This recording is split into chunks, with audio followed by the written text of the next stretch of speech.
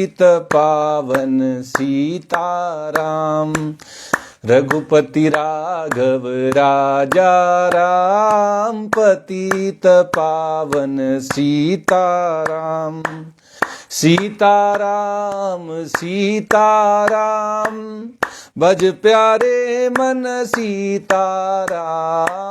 सीताराम सीताराम, भज प्यारे मन सीताराम। रघुपति राघव राजा राम, पतित पावन सीताराम। रघुपति राघव राजा राम, पतित पावन सीताराम।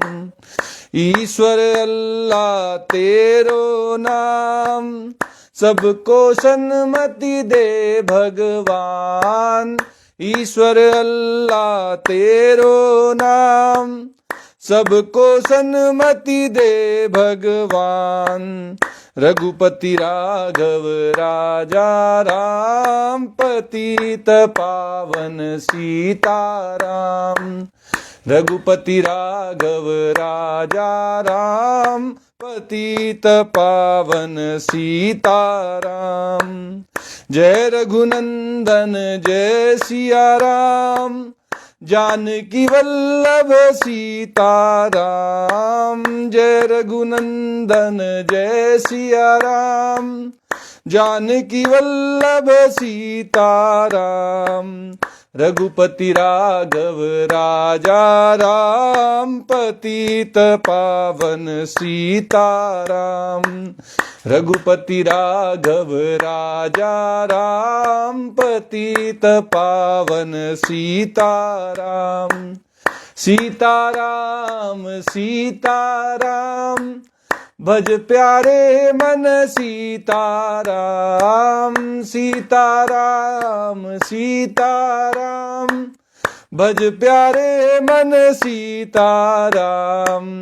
रघुपति राघव राजा राम, पतित पावन सीताराम। रघुपति राघव राजा राम, पतित पावन सीताराम। जय श्री कृष्णा।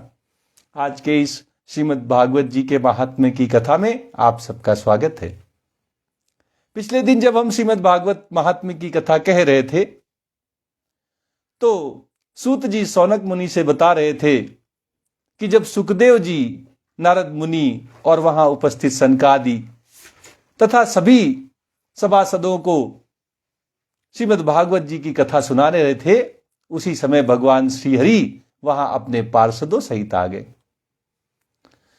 जब भगवान वहां आ गए तो नारद जी ने उनकी यथोचित पूजा की, उनको एक विशाल सिंहासन में बिठा दिया और सब लोग भगवान के सामने उन्हीं का संकीर्तन करने लगे। इस कीर्तन को देखने के लिए वहां महादेव जी भी आ गए, भगवान भोलेनाथ आ गए, मैया पार्वती भी आ गई और ब्रह्मा जी भी वहां आ गए। सबके देखते देखते कीर्तन आरंभ हुआ तो प्रहलाद जी ने, जो वैसे ही फुर्तीले हैं, उन्होंने करताल बजाने प्रारंभ कर दिए। उद्धव जी, जो भगवान के पार्षद हैं, उन्होंने झांझ बजानी प्रारंभ कर दी। देवर्षि नारद ने अपनी वीणा बजानी शुरू कर दी और गान कला में जो निपुण हैं वो अर्जुन राग अलापने लगे। इंद्र ने मृदंग बजाना प्रारंभ कर दिया। सनकादि बीच बीच में जय हो कहकर जय घोष करने लगे और इन सब के आगे सुखदेव जी महाराज तरह तरह की अंग भंगी बनाकर भाव बताने लगे। ये सब चल ही रहा था कि वहां भक्ति ज्ञान और वैराग्य भी आगे उठकर आ गए और नटों के समान नाचने लग गए। ऐसा अलौकिक कीर्तन था कि भगवान भी इसे देखकर प्रसन्न हो गए और प्रसन्न होकर भगवान कहने लगे। भगवान ने क्या कहा? मत्तो वरम भाववृताद वृणुध्वम प्रीत कथा कीर्तनतोस्मि सांप्रतम श्रुत्वेति तद्वाक्यमति प्रसन्ना प्रेमाद्र चित्ता हरिमुचिरेते। भगवान कहने लगे कि मैं तुम्हारी इस कथा और कीर्तन से बहुत प्रसन्न हूं। तुम्हारे भक्ति भाव ने मुझे अपने वश में कर लिया। भक्त भगवान को अपने वश में कर लेता है जब वो भगवान की भक्ति में, भगवान के प्रेम में मग्न हो जाता है, तब भगवान उसके वश में आ जाते हैं। आज ऐसा ही कीर्तन हुआ है कि भगवान वहां कीर्तन करने वालों के वश में आ गए हैं और भगवान ने प्रसन्न होकर कहा कि तुम लोग मुझसे कोई वर मांगो। भगवान के ये वचन सुनकर सब लोग प्रसन्न हुए और प्रेमाद्र चित्त होकर भगवान से कहने लगे। सब मिलकर भगवान से कहते हैं, नगाह गाथा सुच सर्व भक्तैर रेभिस्त्वया भाव्यमिति प्रयत्नात् मनोरथोऽयं परिपूर्णयस् तथेति चोक्त्वान्तरधीयाच्युत।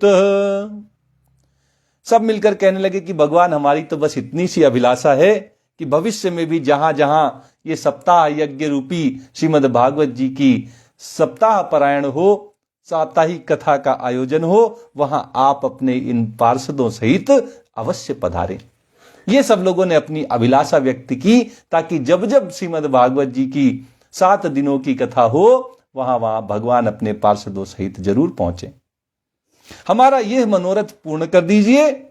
जब सभी ने यह याचना भगवान से की तो भगवान ने कहा, तथास्तु, जैसा आप चाहते हैं वैसा ही हो। और ये कहकर भगवान श्री हरि अंतर ध्यान हो गए। ततो नमत चरणेषु नारदस् तथा सुकादीन पितापसांश्च अथ प्रहृष्टा परिनष्ट मोहा सर्वे ययुः पीत कथामृतास्ते। इसके पश्चात नारद जी ने भगवान और उनके पार्षदों को के चरणों को लक्ष्य करके उनको प्रणाम किया, उनको विदा किया और फिर सुखदेव आदि तपस्वियों को भी नमस्कार किया। कथामृत का पान करने के बाद सब लोग बड़े आनंदित थे और उनका सारा मोह नष्ट हो गया था। फिर वे सब अपने अपने स्थानों को चल दिए। जब कहीं सप्ताह यज्ञ का आयोजन होता है, श्रीमद् भागवत जी की कथा होती है, तो दूर दूर से लोग श्रोता बनकर आ जाते हैं, कथा के अमृत का रसास्वादन करते हैं और फिर अपनी अपनी जगह को लौट जाते हैं। ऐसा ही इस कथा में हुआ। सबने आनंद का अनुभव किया और सब अपने अपने स्थानों को लौटकर चले गए। भक्ति सुताभ्याम संरक्षिता सा शास्त्रे स्वकीये अपि तदा सुखेन अतो हरिर्भागवतस्य सेवनाच चित्तम समायाति ही वैष्णवानाम। उस समय सुखदेव जी ने भक्ति को उसके पुत्रों ज्ञान और वैराग्य सहित अपने इस शास्त्र श्रीमद् भागवत में स्थापित कर दिया। अगर कोई श्रीमद् भागवत जी को पढ़ेगा, सुनेगा, लोगों को इसको सुनाएगा, उन सब के हृदय में भक्ति, ज्ञान और वैराग्य ये तीनों आ जाएंगे। ऐसी व्यवस्था श्री सुखदेव जी ने कर दी। उन्होंने अपने इस श्रीमद् भागवत में भक्ति, ज्ञान और वैराग्य को स्थापित कर दिया। इसी से भागवत जी का सेवन करने से श्री हरि वैष्णवों के हृदय में आकर विराज जाते हैं। जब कोई भगवान की इस मनोरम कथा का पठन पाठन श्रवण करता है तो भगवान श्री हरि उसके हृदय में आकर विराजते हैं। ऐसी व्यवस्था श्री सुखदेव जी महाराज के द्वारा की गई है। बोलिए सुखदेव जी महाराज की जय। दारिद्र दुख ज्वरदाहितानां माया पिशाची परिमर्दितानां संसार सिंधौ परिपातितानां क्षेमाय वै भागवतम प्रगर्जति। जो लोग दरिद्रता के दुख ज्वर की ज्वाला से दग्ध हो रहे हैं, जिनके जीवन में दरिद्रता है कि मिट ही नहीं रही है, जिनके जीवन से दुख रूपी बुखार ज्वर कभी जाने का नाम ही नहीं ले रहा है, ऐसे लोग जो इस दुख की, इस दरिद्रता की ज्वाला से दग्ध हो रहे हैं, जिन्हें माया पिशाची ने रौंद डाला है। माया तो पिशाच के जैसी है, फंसा लेती है अपने जाल में। जो इस माया के चक्कर में फंस गए हैं, इस माया पिशाची ने जिनको रौंद डाला है और जो संसार समुद्र में डूब रहे हैं, इसी सांसारिकता में रचे बसे हुए हैं। इसके बाहर आध्यात्मिक उन्नति के लिए जो कोई प्रयास ही नहीं कर रहे हैं, भगवान की भक्ति पाने के लिए, भगवान से प्रेम करने के लिए, जिनके अंदर अभी कोई इच्छा ही उत्पन्न नहीं हुई है, ऐसे लोग जो संसार समुद्र में डूबे रहे हैं, उनका कल्याण करने के लिए ये श्रीमद् भागवत सिंहनाद कर रहा है, जोर जोर से गर्जना कर रहा है कि आओ मेरी शरण में आओ, मैं भगवान की वांगमयी मूर्ति हूं, मैं तुम्हें भक्ति, ज्ञान और वैराग्य प्रदान करूंगी, इस जन्म मरण के चक्र से तुम्हें मुक्त कर दूंगी। ऐसा सिंहनाद श्रीमद् भागवत कर रही है। जब सूत जी के द्वारा ये कथानक सौनक जी ने सुना तो सौनक जी ने अपनी कुछ जिज्ञासा सूत जी के सामने व्यक्त कर दी। सौनक उवाच, सौनक जी ने पूछा, सुकेनोक्तम कदा राज्ञे गोकर्णेन कदा पुनः सुरर्षये कदा ब्राह्मेश छिंदि में संशयम त्वमिम। सौनक जी ने पूछा कि सूत जी महाराज, सुखदेव जी ने राजा परीक्षित को, गोकर्ण जी ने धुंधुकारी को और सनकादि ने नारद जी को किस समय यह ग्रंथ सुनाया था? मेरा यह संशय आप दूर कर दीजिए। मैं जानना चाहता हूं कि वो कौन सा महीना था, वो कौन सा दिन था जब श्रीमद् भागवत की कथा राजा परीक्षित को श्री सुखदेव जी महाराज के द्वारा सुनाई गई। वो कौन सा महीना था, वो कौन सा दिन था जब गोकर्ण महाराज ने धुंधुकारी को यह श्रीमद् भागवत कथा सप्ताह पारायण के माध्यम से सुनाई। और वो कौन सा महीना था, वो कौन से दिन थे जब सनकादि ने नारद मुनि को ये श्रीमद् भागवत सप्ताह पारायण के माध्यम से सुनाई। ये जानने की मेरे अंदर इच्छा है। मेरे इस संशय को आप दूर कर दीजिए, मेरी इस जिज्ञासा को शांत कर दीजिए। सौनक मुनि के जब प्रश्नों को सूत जी महाराज ने सुना तो उन्होंने उस जिज्ञासा का उत्तर देते हुए कहा, सूत उवाच, सूत जी कहते हैं, आकृष्ण निर्गमात त्रिंशद्वर्षाधिक गते कलौ नवमीतो नभस्ये च कथारंभम सुको करोत। सूत जी महाराज कहते हैं कि भगवान श्री कृष्ण के जब अपने स्वधाम को भगवान श्री कृष्ण चले गए, तब कलयुग के 30 वर्ष से कुछ अधिक बीत जाने के बाद भाद्रपद मास की, भादो मास की शुक्ल पक्ष की नवमी को श्री सुखदेव जी ने कथा आरंभ की थी। जो कथा श्री सुखदेव जी महाराज ने राजा परीक्षित को सुनाई थी, वो जब भगवान श्री कृष्ण अपने गोलोक धाम वृंदावन को लौट गए, कलयुग आ गया, उसके करीब 30 वर्षों के बाद जब भाद्रपद मास आया तो उसके शुक्ल पक्ष की नवमी तिथि से श्री सुखदेव जी महाराज ने राजा परीक्षित को यह श्रीमद् भागवत जी की कथा 7 दिनों तक सुनाई। परीक्षित श्रवणान्ते च कलौ वर्ष शतद्वे शुद्धे शुचौ नवम्यां च धेनुजो कथयत कथाम। राजा परीक्षित के कथा सुनने के बाद कलयुग के 200 वर्ष बीत जाने पर आषाढ़ मास की शुक्ल पक्ष की नवमी को गोकर्ण जी महाराज ने यह कथा धुंधुकारी जी को सुनानी प्रारंभ की थी। तस्मादपि कलौ प्राप्ते 63 वर्ष गते सती ऊचुरुजे सिते पक्षे नवम्याम ब्रह्मणा सुताः।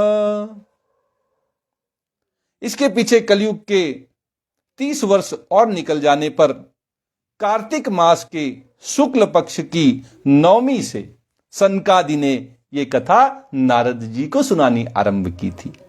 नारद जी को कथा जब सुनाई गई तब और 30 साल बीत गए थे। कार्तिक मास था, शुक्ल पक्ष थी, नवमी तिथि से यह कथा नारद जी को सुनाई गई थी। इत्ते तत्ते समाख्यातम यत् पृष्टो हम त्वया नघ कलौ भागवती वार्ता भवरोग विनाशिनी। निष्पाप सौनक जी, सूत जी सौनक जी की जिज्ञासा को शांत कर चुके हैं। उन्होंने बता दिया कि किस किस महीने में, किस किस वर्ष में, किस किस दिन में ये कथा सुनानी सनकादि ने, गोकर्ण जी महाराज ने और श्री सुखदेव जी महाराज ने सुनानी प्रारंभ की थी। जिज्ञासा को शांत करने के बाद सौनक जी से सूत जी महाराज कहते हैं कि हे निष्पाप सौनक जी, आपने जो कुछ पूछा था उसका उत्तर मैंने आपको दे दिया। एक बात मैं और बता देता हूं। क्या बात बता देता हूं? कलऊ भागवती वार्ता भव रोग विनाशिनी। इस कलयुग में ये जो भागवत जी की कथा है, ये भव रोग का रामबाण औषधि है। जो लोग इस संसार के रोग से पीड़ित हैं, सांसारिकता में ही रचे बसे हुए हैं, उनको इस भव बंधन से निकालने के लिए, इस भव रोग को समाप्त करने के लिए अगर कोई रामबाण इलाज है, अगर कोई रामबाण औषधि है, तो वो श्रीमद् भागवत जी की कथा ही है। कृष्ण प्रियम सकल कलमश नाशनम च मुक्ते कहे तू मिहि भक्ति विलासकारी संतः कथानकमिदं पिबतादरेण लोके ही तीर्थ परिशीलन सेव्या किम। संतजन, सूत जी महाराज सबको संबोधित कर रहे हैं, जो संतगण वहां इकट्ठा होकर कथा सुन रहे थे। कहते हैं, संतजन, आप लोग आदर पूर्वक इस कथामृत का पान कीजिए। भगवान की वांग्मय मूर्ति है, इसका आदर कीजिए, और इसमें जो कथा का रस है, जो अमृत के समान है, उस कथा का आस्वादन कीजिए, उस रस का आस्वादन कीजिए। इस कथा अमृत का आप पान कीजिए। यह कथा श्री कृष्ण जी को अत्यंत प्रिय है और यह सभी पापों का नाश करने वाली है। यह मुक्ति का एकमात्र उपाय है, कारण है, और भक्ति को बढ़ाने वाली है। लोक में अन्य कल्याणकारी साधनों पर का विचार करने और तीर्थों का सेवन करने से क्या होगा? वहां तो कलयुग ने अपना प्रभाव छोड़ दिया है। श्रीमद् भागवत जी के महात्म्य में बताया गया कि कैसे तीर्थों की महिमा नष्ट हो गई, कैसे अन्य साधन फीके पड़ गए, श्रीमद् भागवत जी सर्वोपरि हो गई। ये तो श्रीमद् भागवत जी श्री कृष्ण का ही अवतार है, श्री कृष्ण जी की ही वांगमयी मूर्ति है, और भगवान को अत्यंत प्रिय है। जो इसका सुमिरन करते हैं, कीर्तन करते हैं, पाठ करते हैं, पठन पाठन करते हैं, उन सब के हृदय में तो भगवान स्वयं आकर विराजते हैं कि मुझे उसके माध्यम से ये कथा सुनने को मिल रही है। इतनी भगवान को प्रिय है और पापों का नाश करने वाली है, भवबंधन से मुक्त करने वाली है, जन्म मरण के चक्र से छुड़ाने वाली है, मुक्ति का कारण है, भक्ति को बढ़ाने वाली है, ज्ञान और वैराग्य को जन्म देने वाली है। ऐसी श्रीमद् भागवत जी की कथा को छोड़ करके अगर दर दर भटकना चाहता है कोई, तो उसका भला नहीं होने वाला है। बड़े तीर्थों का सेवन कर लिया, तीर्थ भ्रमण कर लिया, कोई फायदा नहीं होगा। बहुत सारे कल्याणकारी साधनों के पीछे पड़ गए, कोई फायदा नहीं होगा। जब एक रामबाण औषधि हमारे पास है, तो फिर अन्य औषधियों की क्या जरूरत? अब किसी को अपना जीवन व्यर्थ में गंवाना है, अपना समय बर्बाद करना है, तो इधर उधर जाए, नहीं तो सिंहनाद करती हुई श्रीमद् भागवत तो सब कल्याण करने वाली है। अर्थात हम सबको श्रीमद् भागवत जी की शरण लेनी चाहिए, अनन्य भाव से लेनी चाहिए। ये भक्ति, ज्ञान और वैराग्य सहित हमें मुक्ति प्रदान करने वाली है। स्वपुरुषमपि वीक्ष्य पाशहस्तम वदति यमः किल तस्य कर्णमूले परिहर भगवत कथा सुमत्तान प्रभुरहमन्य नृणाम न वैष्णवानाम। अपने दूत को हाथ में पास लिए देखकर यमराज जी उसके कान में आकर कहते हैं, क्या कहते हैं? देखो, जो भगवान की कथा वार्ता में मत्त हो रहे हैं उनसे दूर रहना। मैं औरों को ही दंड देने की शक्ति रखता हूं, वैष्णवों को दंड देने की शक्ति मुझे भगवान ने नहीं दी है। ये यमराज जी के वचन है। यमराज भी वैष्णवों को दंड देने की हिम्मत नहीं रखते, वो भी भगवान के भक्तों के पास नहीं आते, उनको दंड नहीं देते। अपने दूतों को साफ साफ आदेश देते हैं कि देखो, जो कथा में मत्त हो रहे हैं, जो कथा सुन रहे हैं, जो भगवान की कथा में आनंदित हो रहे हैं, उनके पास मत जाना। उनको दंड देने की मेरी क्षमता नहीं है, मुझे ये शक्ति नहीं दी गई है। प्रभुरह मन्या नृणाम न वैष्णवानाम, वैष्णवों को शक्ति दंड देने की यमराज के पास भी नहीं है। यमराज की शक्ति से भी ऊपर हैं वैष्णव। आसारे संसारे विषय विष संगा कुलधिया, क्षणार्धम क्षेमार्थम पिबत सुख गाथा तुल सुधाम, किमर्थम व्यर्थम भो व्रजत कुपथे कुतसित कथे, परीक्षित साक्षी यत श्रवण गत मुक्त्युक्ति कथने। इस असार संसार में जो विषय रूपी विष की आसक्ति है, उसने सभी बुद्धिमान पुरुषों को भी व्याकुल कर रखा है। विषयों के प्रति जो आसक्ति है वो विष के समान है, इससे कोई बच नहीं पाया। बड़े से बड़ा बुद्धिमान भी विषयों में आसक्त होकर इस विष का पान करके मोह में पड़ जाता है। ऐसे में श्री सूत जी महाराज सबको आगाह कर रहे हैं कि अपने कल्याण के उद्देश्य से, भगवान की भक्ति अलग, भगवान से प्रेम अलग, लेकिन अपना कल्याण पहले रखो। सब तो स्वार्थ की भावना से ही जीवन जी रहे हैं। स्वार्थ लाग करें सब प्रीति, हमने तो स्वार्थवश ही सबसे प्रेम जोड़ रखा है, प्रीति कर रखी है।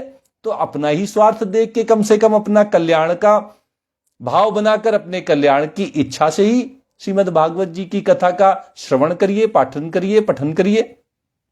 अपने कल्याण के उद्देश्य से आधे क्षण के लिए भी इस सुख कथा रूपी अनुपम सुधा का पान करिए। बहुत समय नहीं निकाल सकते, हम सब बड़े बिजी हैं आज के इस युग में।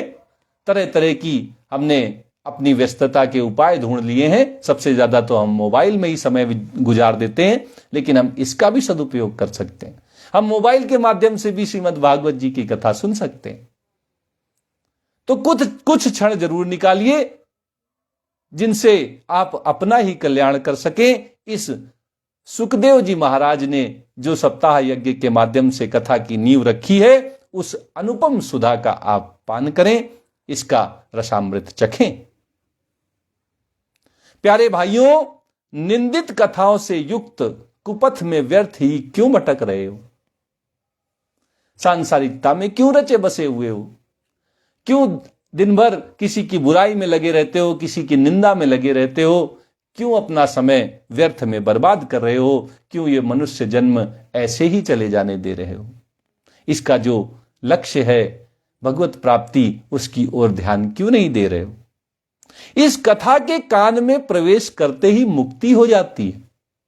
सांसारिकता से जो मोह का बंधन है वो छूट जाता है और व्यक्ति जन्म मरण के चक्र से मुक्त हो जाता है। इस कथा का ये प्रभाव है। इस बात के साक्षी राजा परीक्षित हैं। आप किसी के कहने पर मत जाइए, मेरे कहने पर विश्वास मत कीजिए, लेकिन जो प्रत्यक्ष है उसको प्रमाण मानिए। राजा परीक्षित का कल्याण केवल और केवल श्रीमद् भागवत जी की कथा सुनने मात्र से हो गया था। उन्होंने तो कितना बड़ा अपराध किया था। एक मरा हुआ सांप एक ऋषि के गले में डाल दिया, फिर भी उनका कल्याण हो गया। क्यों? क्यों? उन्होंने मन लगाकर 7 दिनों तक श्रीमद् भागवत की कथा सुनी। श्री सुखदेव जी महाराज ने उनकी मुक्ति का ये उपाय ढूंढ निकाला। ऐसे में हम सबके सामने भी अपनी मुक्ति का यह उपाय जो हमेशा से मौजूद रहा है, जिसने न जाने कितनों का कल्याण किया है, हमारे कल्याण के लिए भी सिंहनाद कर रहा है, हमें भी कुछ क्षण इसके लिए जरूर निकालने चाहिए। रस प्रवाह संस्थेन श्री सुके नेरिता कथा, कंठे संबध्यते येन स वैकुंठ प्रभुर्भवेत। श्री सुखदेव जी ने प्रेम रस के प्रवाह में स्थित होकर इस कथा को कहा था। प्रेम में मग्न होकर श्री सुखदेव जी ने कहा ये कथा। इसका जिसके कंठ से संबंध हो जाता है, जो इसको कहता है, जिसके कंठ से इस कथा के स्वर निकलते हैं, श्री सुखदेव जी महाराज के ही शिष्य हैं सूत जी महाराज, वो कहते हैं कि वो बैकुंठ का स्वामी बन जाता है। वो बैकुंठ का स्वामी बन जाता है, केवल एक ही उसके अंदर सद्गुण आ जाए कि वो श्रीमद् भागवत कथा को अपने कंठ से उच्चारित करे, इसका प्रवचन करे, इसको कहे, अपने लिए पढ़े। इति च परम गुह्यम सर्वसिद्ध निर्मलम नास्ति किंचित पिब पर स्वादस स्कंध सा। शास्त्रों को देखकर आपको ये परम गोप्य रहस्य अभी अभी सुनाया है। ये बात सूत जी महाराज कह रहे हैं, मैंने तुम्हें एक बड़ी गोपनीय बात सौनक जी बता दी है। सब शास्त्रों के सिद्धांतों का निचोड़ यही है। जितने सिद्धांत हैं उन सब सिद्धांतों का, सभी शास्त्रों का, सबका निचोड़ इस सुख शास्त्र में, इस श्रीमद् भागवत में है। संसार में इस सुख शास्त्र से अधिक पवित्र और कोई वस्तु नहीं है, और कोई वस्तु नहीं है, और कोई साधन नहीं है, और कोई दूसरा उपाय इससे अधिक पवित्र नहीं है। अतः आप लोग परमानंद की प्राप्ति के लिए इस 12 स्कंद रूपी रस का पान करें। अगर आप भी अपने जीवन में परमानंद की प्राप्ति चाहते हैं, हमेशा आनंदित रहना चाहते हैं, इस दुख से, इन कष्टों से, इन पापों से छुटकारा चाहते हैं, तो हमेशा के लिए अपने अंदर एक बात दृढ़तापूर्वक स्थापित कर लीजिए कि मुझे भागवत जी के इन जो 12 स्कंद हैं, इनके रस का पान करना है। मुझे पूरी की पूरी भागवत जी की कथा सुननी है, मन लगाकर सुननी है, ध्यान पूर्वक सुननी है। एताम यो नियततया शृणोति भक्त्या यश्चैनाम कथयति शुद्ध वैष्णवाग्रे तौ सम्यग वधीकरणात् फलम लभेते यथार्थया हि भुवने किमप्य साध्यम।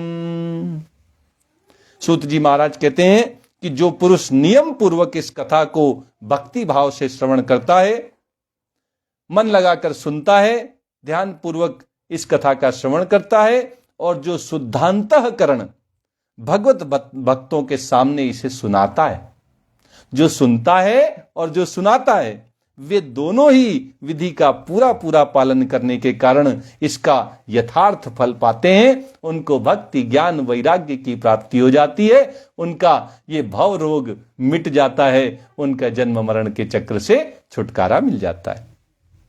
उनके लिए त्रिलोकी में कुछ भी असाध्य नहीं रह जाता। ऐसा श्री सूत जी महाराज हम सबको आश्वासन दे रहे हैं कि जो श्रीमद् भागवत जी की कथा सुनते हैं, सुनाते हैं, उनके लिए त्रिलोकी में कुछ भी असाध्य नहीं रह जाता। इस तरह ये श्रीमद् भागवत महात्म्य आज संपूर्ण हो रहा है।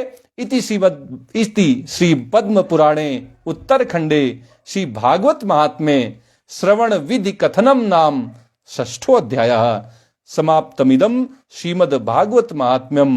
हरि ओम तत्सत। श्री कृष्णार्पणमस्तु। आज ये श्रीमद् भागवत महात्म्य की कथा जो 6 अध्यायों की थी, आज समाप्त हुई। कल से श्रीमद् भागवत जी का जो वास्तविक 12 स्कंद की कथा है, उसका प्रवचन प्रारंभ होगा। हम धीरे धीरे करके भागवत जी के ये 12 स्कंद आपको सुनाएंगे। हम सब इसके आनंद में आनंदित होंगे, परमानंद को प्राप्त करेंगे। आइए श्रीमद् भागवत जी की आरती करते हुए आज के इस सत्र को संपन्न करते हैं।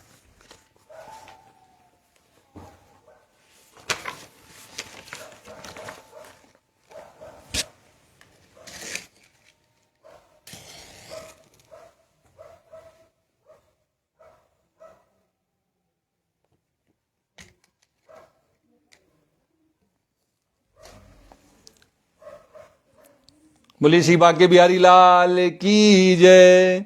श्री भागवत भगवान की है आरती, पापियों को पाप से है तारती। श्री भागवत भगवान की है आरती, पापियों को पाप से है तारती। ये अमर ग्रंथ ये मुक्ति पंथ ये पंचम वेद निराला, नव ज्योति जलाने वाला। ये अमर ग्रंथ ये मुक्ति पंथ ये पंचम वेद निराला, नव ज्योति जलाने वाला। हरि नाम यही हरि धाम यही, हरि नाम यही हरि धाम यही। यही जग मंगल की आरती, पापियों को पाप से है तारती। श्री भागवत भगवान की है आरती, पापियों को पाप से है तारती। ये शांति गीत पावन पुनीत, पापों को मिटाने वाला, हरि दरस दिखाने वाला। ये शांति गीत पावन पुनीत, पापों को मिटाने वाला, हरि दरस दिखाने वाला। ये सुख करनी ये दुख हरिणी, ये सुख करनी ये दुख हरिणी। श्री मधुसूदन की आरती, पापियों को पाप से है तारती। श्री भागवत भगवान की है आरती, पापियों को पाप से है तारती। ये मधुर बोल जग फंद खोल, सन्मार्ग दिखाने वाला, बिगड़ी को बनाने वाला। ये मधुर बोल जग फंद खोल, सन्मार्ग दिखाने वाला, बिगड़ी को बनाने वाला। श्री राम यही घनश्याम यही, श्री राम यही घनश्याम यही। यही प्रभु की महिमा की आरती, पापियों को पाप से है तारती। श्री भागवत भगवान की है आरती, पापियों को पाप से है तारती। श्री भागवत भगवान की है आरती, पापियों को पाप से है तारती। बोलिए प्रेम से बोलिए वृंदावन बिहारी लाल की जय। राधा रमण सरकार की जय, राधा वल्लभ लाल की जय। जय जय श्री राधे, जय जय श्री राधे, जय जय श्री